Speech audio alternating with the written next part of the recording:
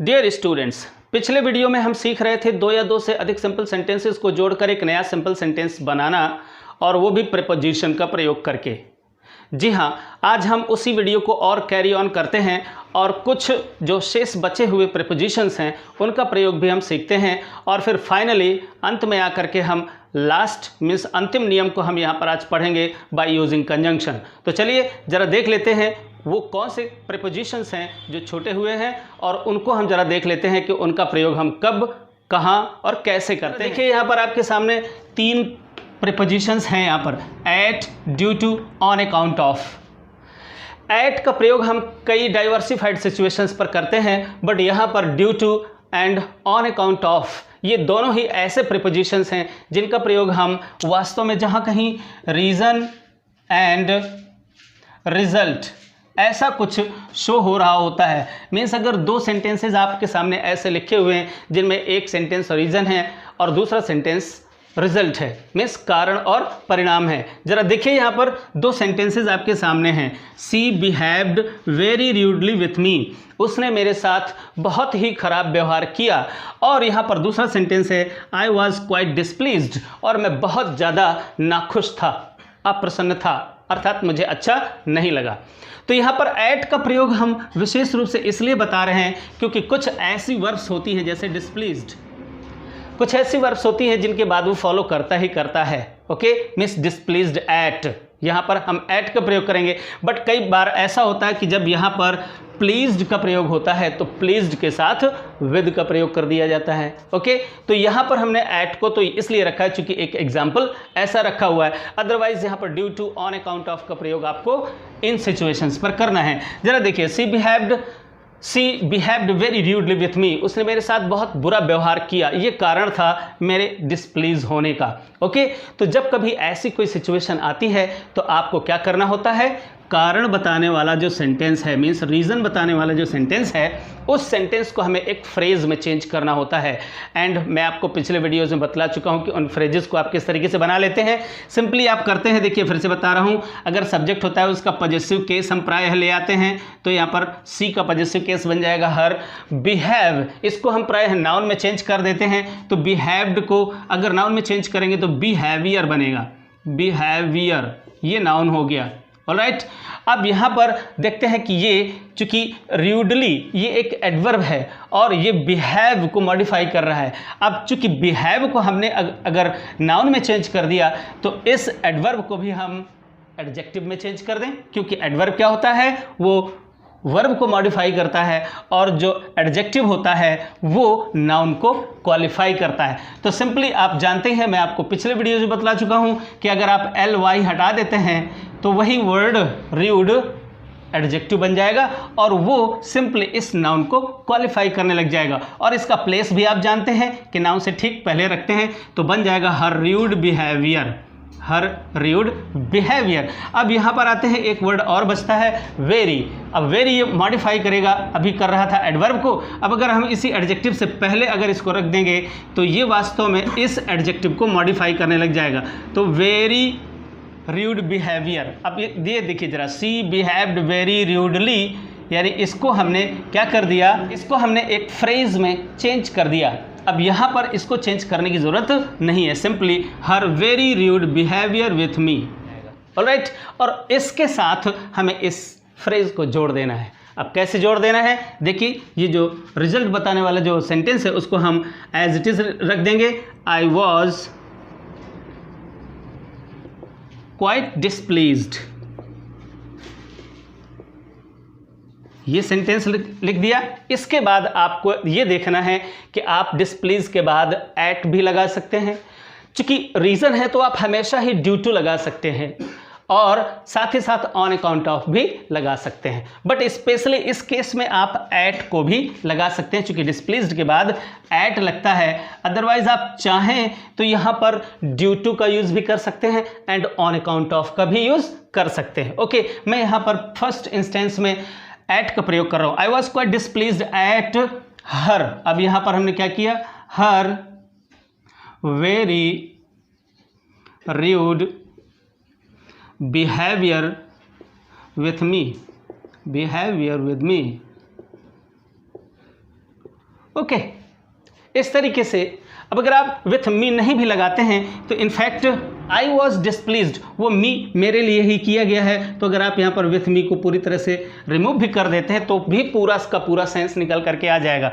I was quite displeased at her very rude behaviour. अगर with me लगा हुआ है तो आप लगा देंगे और उसका सेंस और अधिक क्लियर हो जाएगा। अब यहाँ पर देखिए, अगर आप इस एट के स्थान पर ड्यू टू लगाना चाहें तो ड्यू टू भी लगा सकते हैं। I was quite displeased due to her very rude behaviour, ऐसे भी कर सकते हैं। अगर आप चाहें तो ऑन अकाउंट का यूज भी कर सकते हैं। Means I was quite displeased at her, at के स्थान पर आप ऑन अकाउंट का प्रयोग करेंगे, so on account of her very rude behaviour. Okay, इस तरीके से आप कर सकते हैं। ही कुड नॉट कम, वो नहीं आ सका, ही वॉज इल, वह बीमार था। तो वह बीमार था, ये कारण था और ये परिणाम है कि वह आ नहीं सका। तो उसकी बीमारी का परिणाम क्या हुआ? उसका न आना हुआ। तो चलिए जल्दी से हम इनको भी इन्हीं प्रीपोजिशंस के थ्रू जोड़ देते हैं। देखिए जरा, ही कुड नॉट कम, वो आ नहीं सका, और रीज़न बताने वाला सेंटेंस ये है। तो फिर क्या हो गया? अब यहाँ पर इल है तो आपने ड्यू लगाया, ड्यू टू या ऑन अकाउंट ऑफ लगा देंगे, ड्यू टू या ऑन अकाउंट ऑफ, और इसके बाद वही काम, ही को पॉजेसिव केस में चेंज किया हिज, और इल को आपने नाउन में चेंज कर दिया तो बन जाएगा illness, due to his illness, और सेंटेंस ऐसा बन गया। ओके, तो इस तरीके से आपने बड़ी आसानी के साथ इन सब का प्रयोग भी सीख लिया। अब चलते चलते मैं आपको एक और चीज़ बता देना चाहता हूँ कि अगर दिए हुए सेंटेंसेस पैसिव वॉइस में होते हैं, तो अगर पैसिव वॉइस में होते हैं तो फिर जब जीरंड हम बदलते हैं तो जीरंड का भी हम पैसिव वॉइस ही यूज़ करते हैं। एक एग्जाम्पल वो भी देख लीजिए। Now look at these two sentences, these two sentences are in passive voice. Okay, look, was awarded, the third form of the verb plus is MR was verb means passive voice, and the same is here. Okay, so look, अगर ऐसा होता है तो जो भी हम gerund बनाएंगे उसको हम पैसिव वॉइस में ही यूज करेंगे। और सिंपली कैसे, देखिए जरा, he was awarded by being given, by, और फिर इसके बाद जेरंड को अगर लगाना है तो being लगाएंगे और वर्ब की थर्ड फॉर्म। ऑलराइट, आप तो जानते हैं एक्टिव वॉइस में जेरंड आएगा तो गिविंग हो जाएगा, बाय गिविंग, और अगर पैसिव वॉइस में जेरंड को यूज़ करना है तो आपको क्या करना होगा, बीइंग लगा देना है और वर्ब की थर्ड फॉर्म का प्रयोग कर देना है। ओके, सो बीइंग गिवन ए ट्रॉफी। तो सिंपली एक चीज़ को आपको ये याद रखना है कि अगर वो सेंटेंस या वो वर्ब जिसको आप जेरंड में चेंज कर रहे हैं, अगर वो पैसिव वॉइस में दी गई है तो उस वर्ब को जब जेरंड में चेंज करेंगे तो वो जेरंड भी पैसिव वॉइस में ही होगा।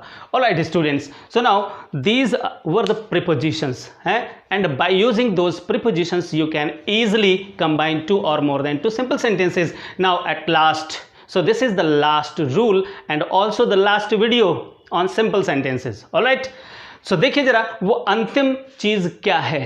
वो अंतिम चीज़ है कंजंक्शन, और हम कौन से कंजंक्शन का प्रयोग करके और उस कंजंक्शन का प्रयोग करने में हमें कौन सी सावधानियां बरतनी चाहिए, तो चलिए अगली स्लाइड में वो देख लेते हैं। तो चलिए अब फाइनली हम एक अंतिम रूल पढ़ लेते हैं और उस अंतिम नियम का नाम है बाय यूजिंग कंजंक्शंस। ओके, तो आइए जरा यहाँ पर देख लेते हैं कि वो कौन सा कंजंक्शन है जिसका प्रयोग आपको करना है। जी हाँ, वो और कोई नहीं, केवल एंड है। एंड के अलावा किसी भी आप दूसरे कंजंक्शन का प्रयोग नहीं कर सकते हैं, न ही करिएगा, और अगर करेंगे तो फिर आप निश्चित रूप से गलत कर देंगे। जी हाँ, चूँकि यही एक ऐसा कंजंक्शन है जो सिंपल सेंटेंसेस को जोड़ने के लिए काम में लाया जा सकता है, अदरवाइज कहीं ना कहीं आप निश्चित रूप से गलतियाँ कर देंगे। सो मेरी तरफ से आपको इजाज़त है केवल और केवल एंड को जोड़ने के लिए या एंड का प्रयोग करने के लिए, और वो भी किस लिए, केवल और केवल दो वर्ड्स को जोड़ने के लिए। लुक, दो वर्ड्स को आप जोड़ सकते हैं या दो फ्रेजेस को आप जोड़ सकते हैं, phrase plus phrase. Okay, sentences नहीं, सेंटेंस प्लस सेंटेंस नहीं कर सकते। अगर आप ऐसा करेंगे तो वो सेंटेंस बन जाएगा क्या, कंपाउंड। ऑलराइट, वो सेंटेंस कंपाउंड बन जाएगा। बट अगर आप वर्ड प्लस वर्ड मीन्स कोई दो वर्ड्स अगर आप जोड़ देते हैं, जैसे राम एंड श्याम, कपिल एंड श्यामू। आप इस तरीके से दो नाउन्स, दो एडजेक्टिव्स या दो कोई भी ऐसी चीज़ें जोड़ दें जो वास्तव में सेंटेंस ना हो। अब सेंटेंस क्या होता है ज़रा ये अच्छे से समझ लीजिए। सेंटेंस में एक सब्जेक्ट होता है और एक फाइनाइट वर्ब होती है। ऑलराइट, एक सब्जेक्ट, कम से कम एक सब्जेक्ट और एक फाइनाइट वर्ब। कभी कभी सब्जेक्ट भी नहीं होता है, इंपेरेटिव सेंटेंसेस में सब्जेक्ट भी नहीं होता है। तो ध्यान रखिए कि अगर आपने दो क्रियाओं को भी, इंपेरेटिव सेंटेंस वाली क्रियाओं को भी अगर आपने जोड़ दिया, कैसे, go and C, go and सी, आप देखेंगे कि एक ये वर्ड है, एक ये वर्ड है। ऑलराइट, तो ये वर्ड तो जरूर है बट ये फाइनाइट वर्ब्स हैं और आपने इन फाइनाइट वर्ब्स को जोड़ दिया है तो ये वास्तव में सेंटेंस बन जाएगा कंपाउंड। इसलिए आपको हमेशा ही ध्यान में रखना है कि आपको केवल और केवल दो वर्ड्स हो, लेकिन वो वर्ड्स कौन से नहीं होने चाहिए, वो वर्ड वास्तव में फाइनाइट वर्ब्स नहीं होने चाहिए या उस फ्रेज में कोई फाइनाइट वर्ब नहीं होनी चाहिए। ऑलराइट, अगर आप ऐसा करते हैं तो आप एक सिंपल सेंटेंस ही बनाएंगे।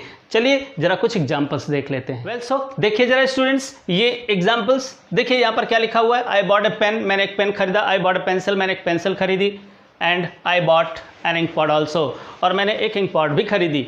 जी यहाँ पर देखिए, यहाँ पर क्या है, सारे सेंटेंसेस में सब्जेक्ट एक ही है, वर्ब भी एक ही है। ऑलराइट, आप केवल यहाँ पर सारे सेंटेंसेस में अगर आप देखेंगे तो pencil, pen and ink pot, ये तीन चीज़ें परचेज की गई हैं, खरीदी गई। अब इन तीन चीज़ों को ही जोड़ना है तो आप सिंपली ऐसे जोड़ सकते हैं, कैसे, आई बॉट अ पेन। अब अगर केवल एक और जोड़ने वाला होता, केवल पेंसिल अकेले होता तो एंड लगाकर पेंसिल कर देते, बट अगर और भी दो से अधिक वर्ड्स को जोड़ना है तो आप कॉमा लगाते चले जाइए, simply a pen, a pencil. अब अगर इसके बाद और भी किसी को जोड़ना होता तो फिर से कॉमा लगा देते, एन इंक पॉट, और फिर इसके बाद एंड लगाते। Okay, so a pencil and an ink pot. Okay, इस तरीके से आप जोड़ सकते हैं। देखिए यहाँ पर पेन को, पेंसिल को एंड एन इंक पॉट को, यानी अगर आप दो चीज़ों को जोड़ रहे हैं, दो वर्ड्स को जोड़ रहे हैं तो आप एंड का प्रयोग दो वर्ड्स के बीच में करिए।